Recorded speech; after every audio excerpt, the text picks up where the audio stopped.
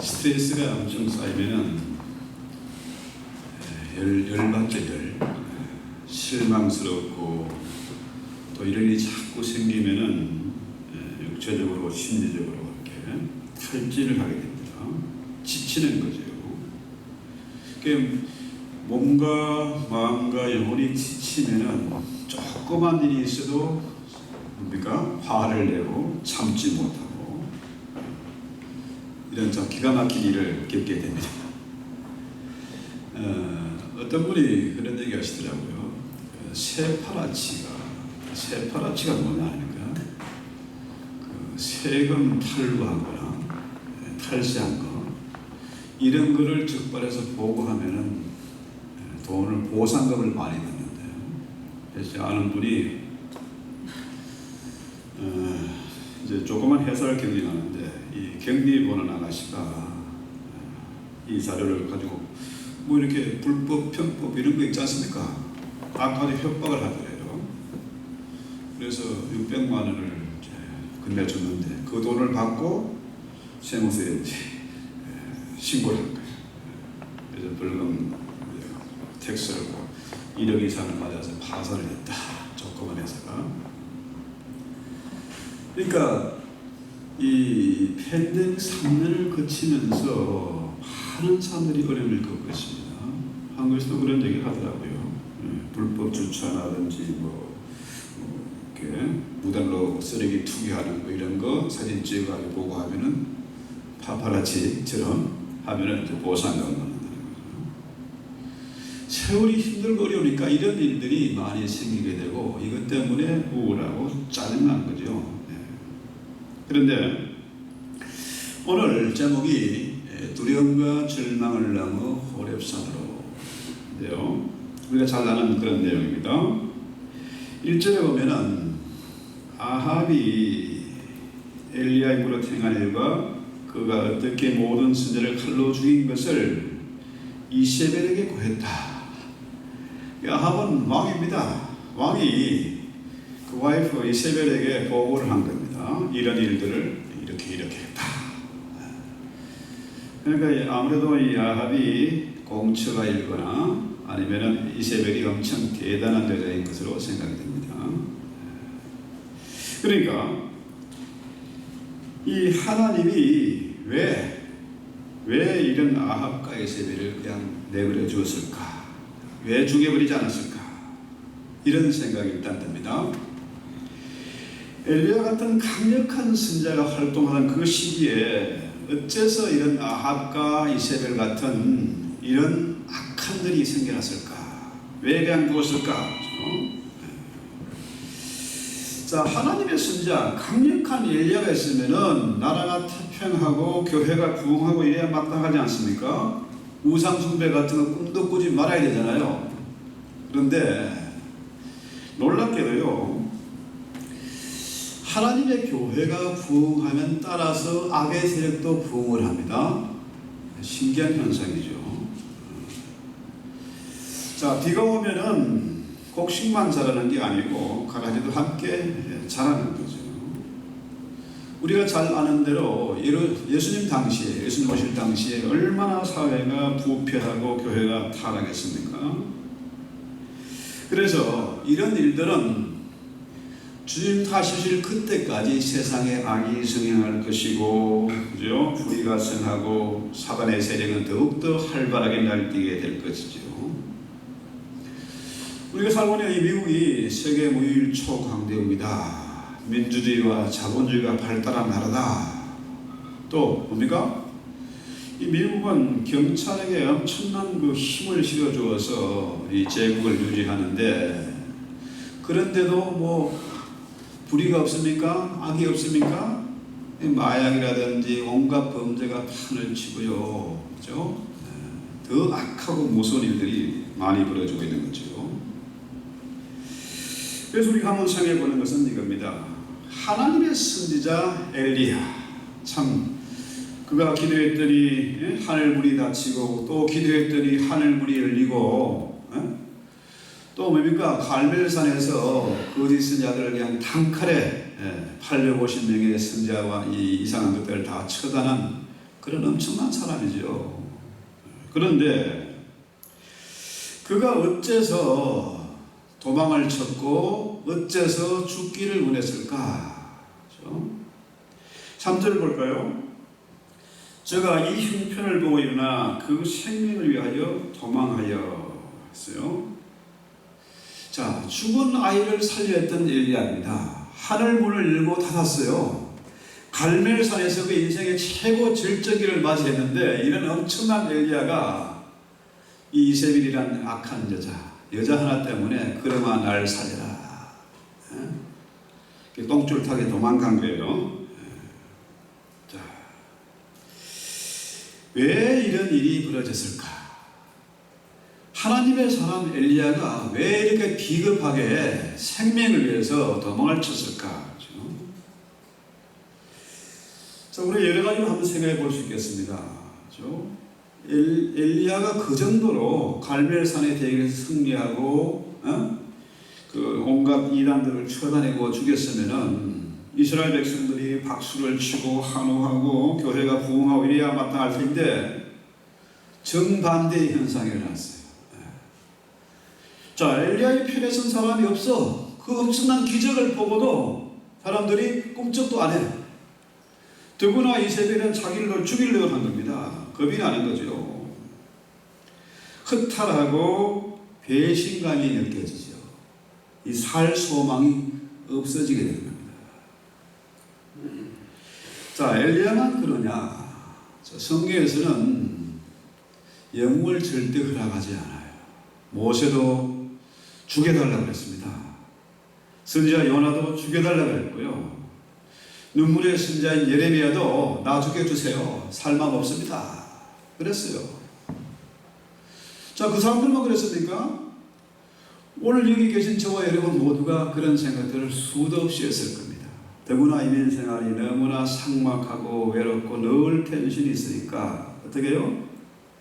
정말 순간순간 위기가 닥치고 스트레스 받고 할 때마다 그런 생각이 들어요. 하나님, 내가 주의 일을 위해서 여기까지 달려왔는데 이게 뭡니까? 그렇죠? 왜 이런 엄청난 고난과 힘든 일을 겪게 하십니까? 적어도 다른 사람들에게 좀 조롱거리는 되지 말아야 되는데 왜 이렇게 이런 대접을 하십니까? 살만없어요. 그래 되니까 어떻게 해요? 가정에 불화가 생기게 되고 스트레스는 크게 달하고 죽고 싶은 생각이 드는 거죠. 자, 엘리야의 문제가 왜 이렇게 됐을까요? 엘리야의 문제는 하나님의 말씀, 하나님의 음성을 듣지 않고 사람의 소리. 무슨 소리입니까? 이세벨이라는 악한 여자가 내가 저놈을 반드시 죽이고 말겠다. 이 사람의 소리를 듣고 겁이 나서 도망간 거죠. 자, 그래서 누구도 엘리야의 편에 서는 사람이 없고 낙심하게 돼서 나만 홀로 남았다. 나만 홀로 남았다. 이 교만으로 연결되는 거죠. 여러분, 이 10절이나 14절 보면은 내가 이런 말이 계속 반복이 돼요. 나만 남았다. 다 바알에게 절하고 다 바알 편입니다. 하나님의 편 사람은 나뿐입니다. 이런 교만이잖아요. 그렇죠? 하나님은 숨겨둔 7천이 있는데 나만 남았다고 이 교만에 빠져 있게 되는 거죠. 제가 젊어서 이제 종신대학원에 시험을 볼 때 그런 얘기 했어요. 하나님 나를 사용하지 않으면 당신 손해입니다. 겁도 없이 뭣도 모르니까 철이 없어가지고 그런 얘기 했거든요. 그러니까 내가 이만큼 봉사하고 예배당을 건축하고 헌금도 하고 했는데 나에게 이렇게 대접할 수 있습니까? 원망과 불평이 나오게 되는 거죠. 말로는 하나님 중심, 교회 중심, 말씀 중심 그러면서 사실은 우리가 중심이 나에게 있는 거라. 하나님 중심이 아니고 내 중심이라. 그러니까 엘리야 역시 뭡니까? 내가 나만 남았다. 이래야 되는 거죠. 제가요, 이제 서울에서 목회할 때 교회 빨리 망하라고 기도했습니다. 빨리 망하라고. 빨리 망해야, 그래야 뭐 소문가 나고 돈 벌러 가든지 아이들하고 먹고 살아야지. 그래서 팀사에 간다고 부교육자들을 9명이나 두고 그래 목회를 했었어요. 정말 지금 생각하면 바보 같은 짓을 한 거죠. 그러니까 그 당시에 목회를 그만두고 싶은데 내 마음대로 그만둘 수는 없어서, 청계산이 상당히 양산인데 여기 4년 동안 매일 산에 가서 밤에 기도하고 새벽에 기도하고 그걸 4년 동안 했어요. 왜? 빨리 좀 결정을 좀 내려주세요. 그때까지도 중심이 나였어요. 내가 좀 주에 뭐 일을 한다고 부름받았으면 하나님 좀 사용해 주셔야지. 이게 뭡니까? 그런데요, 4년이 지나면서 성경이 열렸어요. 그때 성경을 수백 번 읽으면서 정말 처절하게 몸부림치면서 내 중심에서 말씀 중심으로 하나님 중심으로 바뀌게 됐고, 그때 성경이 믿어지게 되고 성경의 비밀을 깨닫게 되고, 참 창피한 얘기인데 그때 비로소 철이 조금 든 겁니다. 자, 그래서 4절에 보면은 엘리야가 스스로 광야로 들어가 하룻길쯤 행하고 로덴 나무에 앉아서 죽기를 구하오니, 여호와여 지금 내 생명을 취하소서, 나 죽여주세요. 그렇죠? 하나님의 사람 엘리야가, 그렇죠? 정말 엄청난 능력을 해왔던 엘리야가 죽여달라고, 죽기를 구하는 겁니다. 우리 주변에도 이런 사람 참 많이 있어요. 살기 싫다, 죽고 싶다. 그게 자꾸 그런 얘기 하면요, 진짜로 말이 씨가 돼요. 우리 고향 그 친구 중에요, 몇 달 전에 자살해 죽은 애가 있어요. 이제 왜냐하면은 수초구초에 공무원으로 일했는데, 이제 그 공무원으로 월급을 셀리를 따박따박 받을 때는 문제가 없었어. 이제 리타이어하고 이제 뭐 나름대로 여행도 좀 해보고 좀 쉬고 하려니까 와이프가 계속 걸거대니까 얘가 수도 없이 죽고 싶다는 말을 반복했다는 거예요. 그래서 걔 왜 죽었냐 이러고 고향에서 물어봤더니 친구는 얘기가, 그 새끼도 잘 죽었어. 왜? 맨날 죽고 싶다는 그 얘기 했다는 거예요. 내가 죽었다고. 그럼 어차피 그렇게 죽을 놈이니까 빨리 잘 죽었다 이거예요. 우리가 정말 말도 조심해야 될 것 같아요. 그런데 하나님은 이 죽기를 구하는 엘리야에게 정말 너 죽어봐라 하셨죠. 네가 죽어야, 네가 정말 네 자아가 죽어야, 그래야 내가 너를 위해서 일할 수 있어, 이런 거죠. 그러니까요, 지금 이 엘리야의 문제는 뭐냐 하면은 살 소망을 잃어버린 거예요. 자존감을 잃어버린 겁니다. 지가 정작 해야 될 그 일이, 그 본분이 무엇인지를 까먹은 거예요. 그래서요, 죽기를 작정하고 홀로 로덴 나무에 이제 사관을 종을 내두고 한 100리길을 걸어서 40km를 걸어가지고 로덴 나무에 홀로 앉아요. 죽기를 구하는 거죠. 자, 이런 모습이 바로 저와 여러분의 모습일 수 있습니다. 이게 많은 목회자들도 탈진해서 정말 죽고 싶다, 살 소망이 없다. 제가 주부에 하나 있잖아요. 바울도 살 소망이 끊어질 때가 있었어요. 마치 죽은 것 같은 그런 상황에 처해 있다고 있었습니다. 그러니까 가장 중요한 문제는 뭐냐? 자존감을 잃어버린 거예요. 소명을, 사명을 잃어버린 겁니다. 하나님이 왜 너를 부르셨는지, 왜 나를 부르셨는지 이걸 잃어버린 겁니다. 그래서 죽을 결심을 하고 로뎀나무 그늘 아래 누운 거죠. 그렇습니다. 죽음을 작정하고 나면요, 겁나는 게 없습니다. 죽음을 앞에 두면은 사람 무섭지 않습니다. 그래서 여러분, 살려고 할 때 두렵죠. 겁나죠. 오래 살려고 하면 겁이 납니다. 오래 살면 살수록 나도 저렇게 되지 않을까, 치매에 걸리지 않을까, 그죠? 이 겁이 자꾸 나요. 그런데 정작 내가 죽을 결심을 하고 나면은 변화가 생깁니다. 겁나는 게 없습니다. 그죠? 진짜 죽으라는 얘기는 아니죠. 말귀를 잘하라는 거예요. 하나님 앞에 내가 죽겠습니다. 그죠? 내 똥꼬집이 죽고 나면은 겁나는 게 없습니다. 하나님 뜻대로 하시옵소서, 천부의 의지여서 손들고 옵니다. 주님 앞에 섰습니다. 주님 나를 버리면 나 갈 데도 없고 올 데도 없습니다. 주님 앞에 죽어지면은 그러면 겁나는 게 없어요. 그래서요, 세상 이치도 그렇잖아요.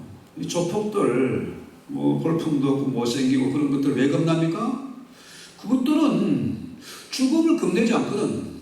어쩌구나 저쩌구나 하고 달려드는 애들이 무서운 거 아닙니까? 그런데요, 하나님 앞에 이제 죽기를 작정하는 거죠.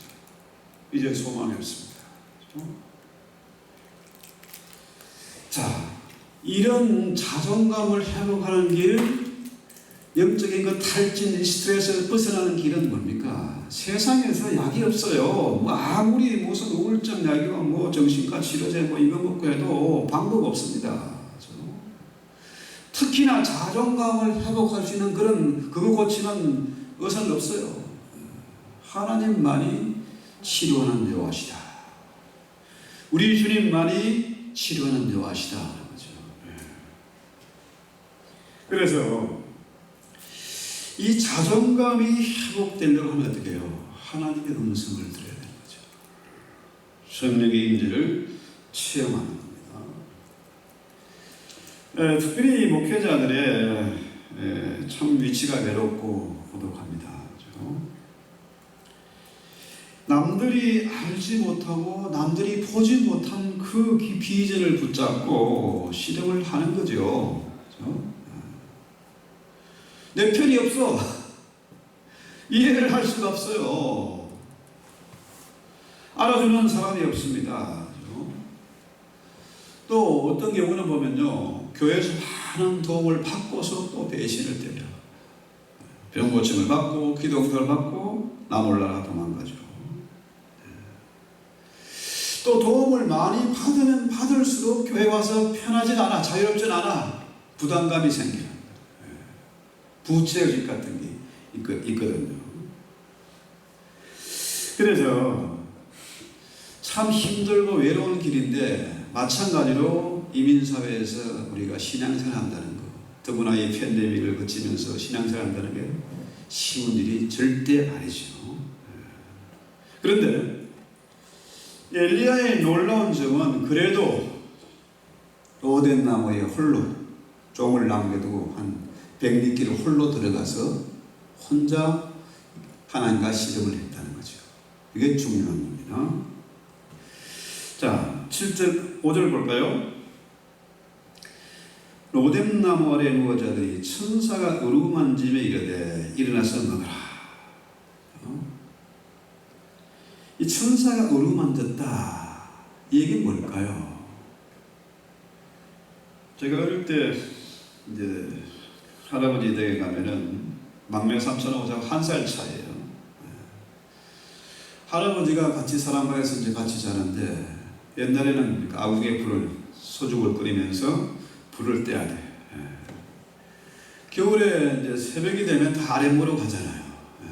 그런데 아들을 깨워서 불 떼게 해야지 손주를 깨워가지고 불을 떼게 하는 거예요. 야, 참 이해가 안 돼. 저 같으면 손주가 이뻐서 못 살 텐데 할아버지 그런 사람 못 받아봤어요.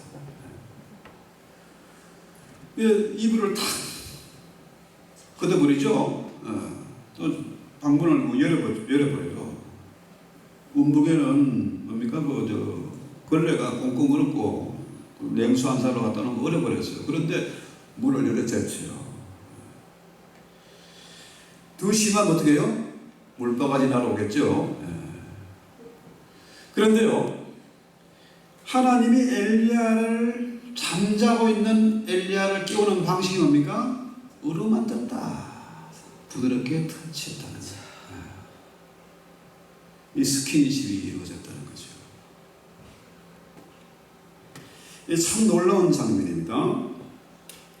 성경에 여러 천사들이 등장하는 모습이 나오잖아요. 아브라함의 경우도 천사를 만났고, 다니엘과 세 친구들이 사적을 속에 불목 영광로 속에 들어갔을 때도 천사들이 만졌고. 그렇죠?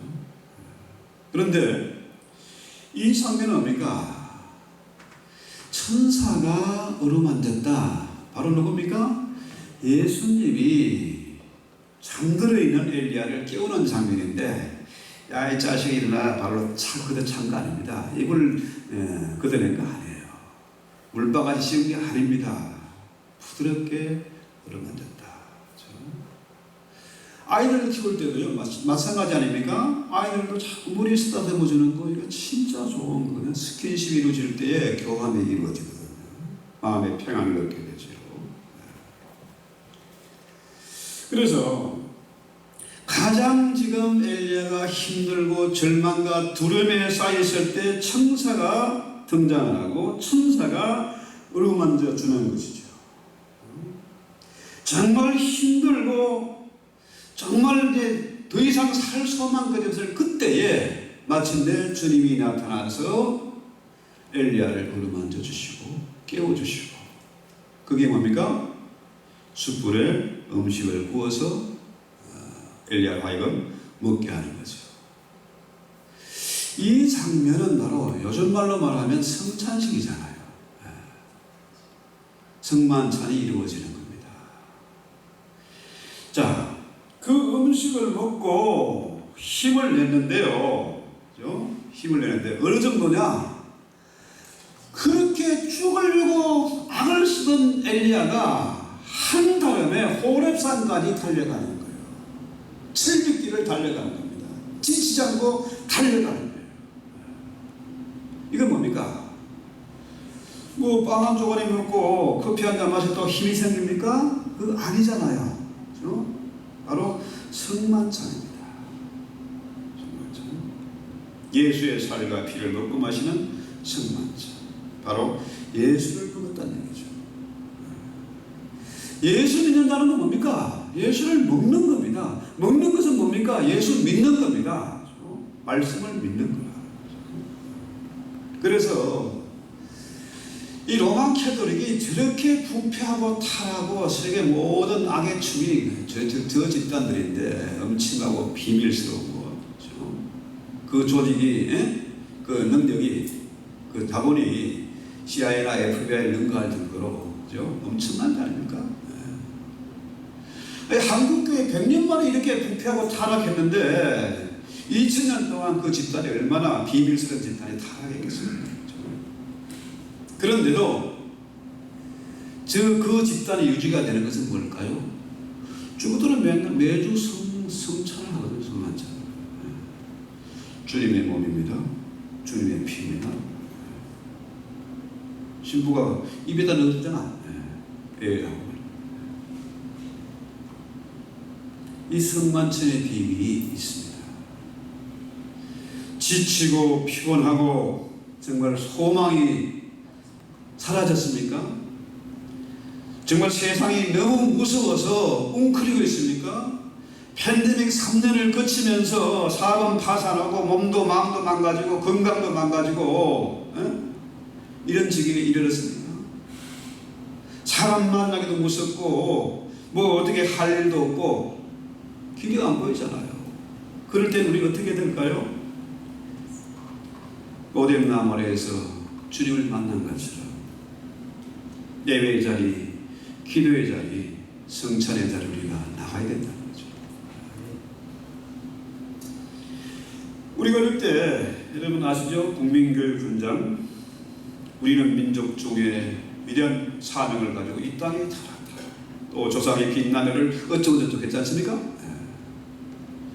민족 중에 역사적인 사명을 가지고 이 땅에 태어난 것이 아니고 우리는 뭐예요? 하나님 나라의 사명, 뭡니까? 이 놀라운 예수의 비밀을 전하고 나누어 주고 복을 주는 그런 사명을 가지고 태어난 거예요. 나 혼자 잘 먹고 잘 살라고 태어난 것이 아니고 그 나라와 그 의를 위해서 하나님의 나라를 위해서 이 땅에 사명을 가지고 태어났다. 그렇죠? 그렇습니다. 우리 한국의 어머니는 참 위대했어요.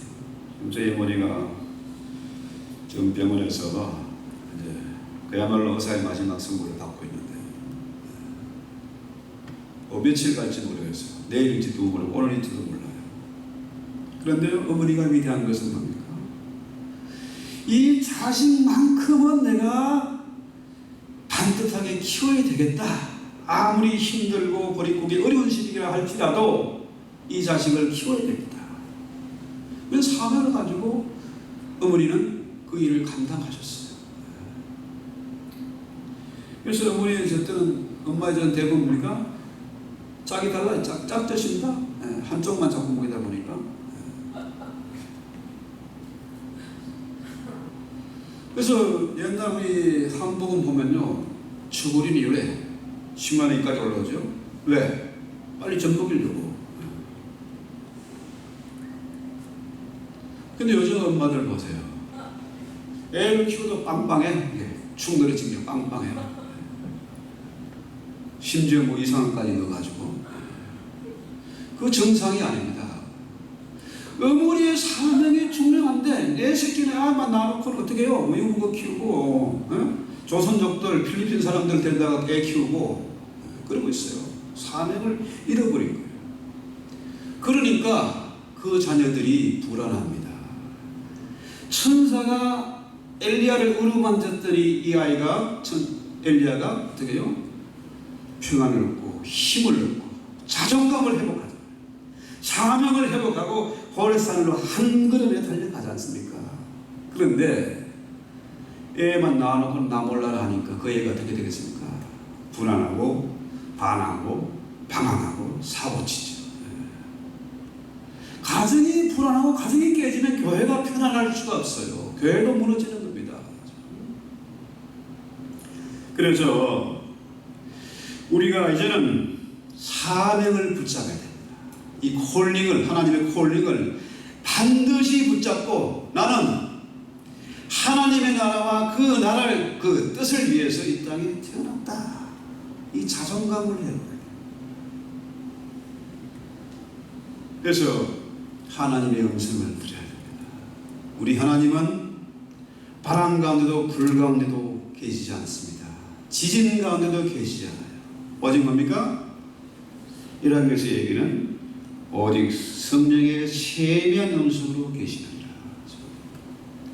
이 시간 우리는 놀라운 기적 환상 이런 걸 구하지 말고 뭡니까? 우리의 귀가 열려서 오늘 우리에게 주시는 말씀 성령의 세미한 음성을 듣고 하나님 임재를 체험하고 우리 주님과의 스킨십이 부드러운 스킨십이 이루어져서 내 몸과 영혼과 육체가 깨끗하게 치유되고 회복되는 은혜가 있어야 되겠다.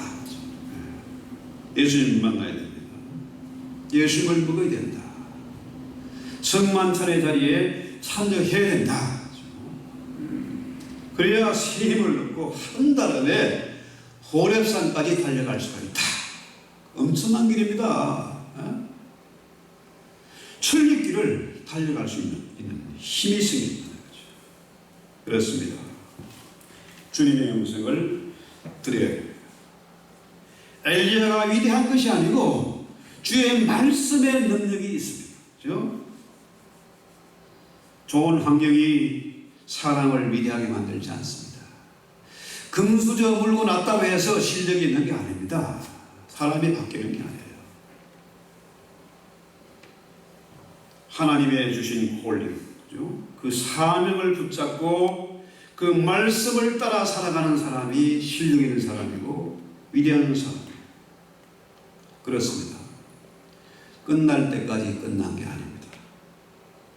내가 지쳐 위기와 절망에 빠지실 때, 살 소망이 끊어지고 도저히 내 힘으로 할 수 없을 그때에 비로소 하나님의 일은 시작되는 겁니다. 할렐루야. 그렇습니다.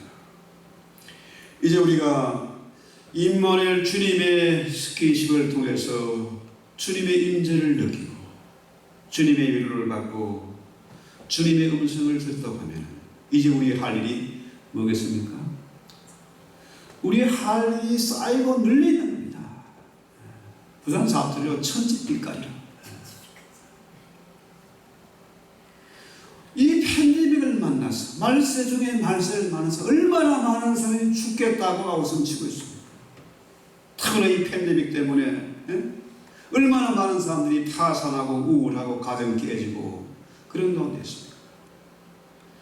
그들에게 우리는 주님의 생명의 빵 하늘 만나러 그들을 위로하고 쓰다듬어 주고 소망을 주고 정말로 다시 한번 새 힘을 얻어서 다 같이 예배의 자리로 기도의 자리로 나갈 수 있도록 우리가 그 일을 감당해야 되겠다. 남들이 뭐라고 하든지 온 세상이 옥말을 나에게 다 한다 할지라도 나는 이 말씀 붙잡고 이 한 주간 기도하겠다. 우리 찬송하고 기도합시다. 342장 너의 시험을 당해 죄 짓지 말고 342장입니다.